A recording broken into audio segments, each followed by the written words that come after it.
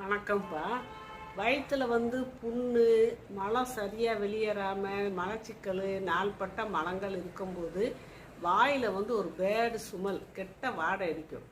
அதுக்கு 10 துளசி இலை, 10 புதினா இலை, ஒரே ஒரு ஏலக்காய், ஒரு சிட்டிகை கல்லுப்பு எடுத்து போட்டு வலுவலுன்னு அரைச்சி அதில் தேனை குழச்சி கொஞ்சம் கொஞ்சமாக சப்பி ஏதாவது ஒரு நேரம் தினமும் சாப்பிட்டு வாங்க. உங்களுக்கு அந்த வாய் நாத்தம், அந்த வாயில் வர நாத்தம் சரியாகும். இந்த பல்லுகளில் பிரச்சனை வாய் நாத்தம் அடிக்கிறது இருக்குது. அதுக்கு எண்ணெய் கொப்பளிப்பு உங்களுக்கு ஏற்கனவே சொல்லியிருக்கேன். நல்லெண்ணெயோ தேங்காய் எண்ணெயோ அதை ஒரு 2 ஸ்பூன் அளவு வாயில் ஊற்றி ஒரு 10 நிமிஷம் விடாமல் கொப்பளிக்கணும். உள்ளே முழுங்கக்கூடாது. கொப்பளிக்கும் போது நுரைச்சி வரும். அதை துப்பிட்டோம்னாலே நம்மளுக்கு பல்லு பிரச்சனை எல்லாத்துக்குமே நல்லது. பொதுவாக உடம்பே நல்லாயிருக்கும்.